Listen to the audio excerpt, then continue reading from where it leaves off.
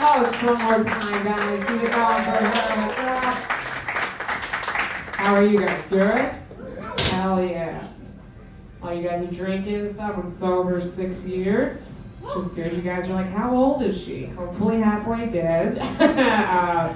Dude, but in the back of bathroom stalls in the women's room that always says don't drink if you think you might be pregnant.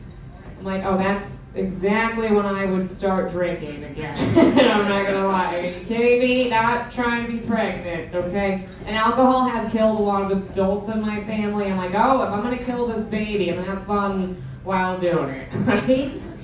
Are you guys pro-life? Because this feels bad. Alright, loosen up, okay? Alright? Here's the thing though, my buddies are always like, oh, you could take a Plan B if you need it. I'm like, Plan B doesn't work, okay? My friend Sarah took one and she had Diego, so. And he's great, that's bad, right? He should be dead, right? He's going to college this year. I'm like, that's kind of messed up, right? I think if you take a Plan B and your kid goes to college, there should be a Plan B grant. You're like, yeah, my family's in debt because I'm the boy who lived. Yeah. Are people in relationships here? Are you guys doing that? Everyone's sad? Yes. Someone just raised their hand politely. You guys are together? No? Did you raise your hand or? I raised mine. Oh, you did. Oh, that's your person. Oh, very nice. How long have you guys been together? We've been married for 5 years. Oh, wow. Give it up for them. That's nice. That's nice. I moved here 2 years ago with a boyfriend, and then he left me to go live in a van. Okay. My friends were like, a van? Like, he'll be back. I was like, you don't understand. The van's nice. So, he's gone. It's all right. It's okay. I don't have a lot of luck dating. A couple months ago, I fell in love with my best friend. If this happens to you, just take it to the grave. Don't tell them about it. Just push it down, okay? Don't tell them.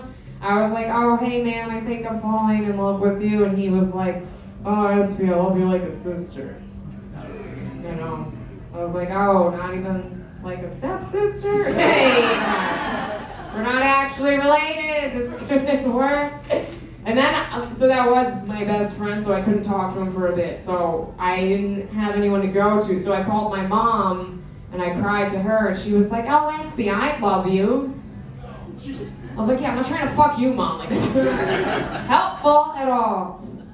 My parents are very extreme New Yorkers, like they're pretty aggressive people. They, do you guys know Rudy Giuliani? Oh my God, okay, all right, so my mom, she has this shelf at home, and it has all the kids. So it's got me, and then I have 3 brothers, so it's them, and my little sister. And then fucking Rudy Giuliani is up here with that. I'm like, why is he up here? They're like, oh, watch your mouth. They're like, what'd you do to clean up the city? I'm like, all right, I guess that's fair. I don't know, why is he there? And he's the biggest frame. Like, what the hell? Dude, my dad's kind of crazy too, because one time my mom, they just get mad at they're New Yorkers, you know, and he like picks up, my mom's cleaning the house, and she's like this Mr. Clean magic eraser thing. And my dad looks at it, he's like, Mr. Clean? Who the hell does this guy think he is? You know who should be on here? Rudy Giuliani, because he kept the streets of New York clean. There was riffraff on the streets, he got the riffraff off the streets. Old people love saying riffraff. That's my dad.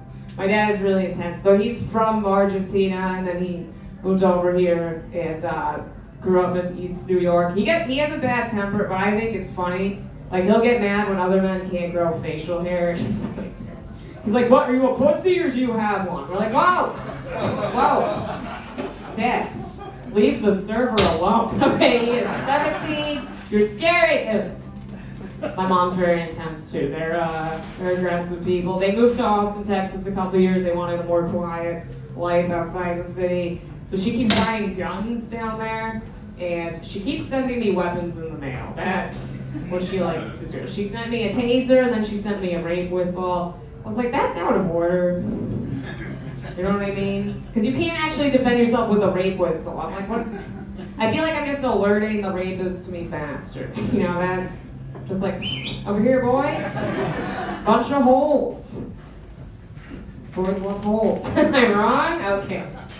Like I mentioned, my dad's from Argentina. I'm Argentinian. I get frustrated too, like in dating. A guy will find out, he's like, "Oh, you're Argentinian. You must love dancing." I'm like, "It's okay, not really." And they're like, "Come on, Argentinians love dancing. Don't you love dancing?" I'm like, "Oh, you're a white boy. So does that mean you love school shootings?"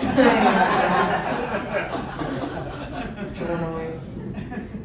They'll keep pushing it too. They're like, "Oh, just the Argentinians are supposed to be good at dancing." Like, don't tell me what my people are good at. Okay, you want to know what Argentinians are actually good at? They're actually good at being racist towards other Hispanic people. Okay. Sorry for my dad. Hispanic people love that joke. You guys gotta chill. All right, let's see. No, you've been great. During quarantine, I started treating my period how people in Florida treat the coronavirus. I was like, I don't care. I'm going to the beach. Hey. Went out into the world, no pad, no tampon. You get it, right? And I was just like, I was over it, right? And I get on the train, and then this lady sees me, and she's trying to be nice. She's like, "Hey, hon, your period's showing." And I was in a bad mood. I was like, I'm gonna make her feel bad, right? I was like, "Oh, you think this is a period? Well, this is a miscarriage." So, you guys have been wonderful. I'm SB Riverdale. Keep it going for your host.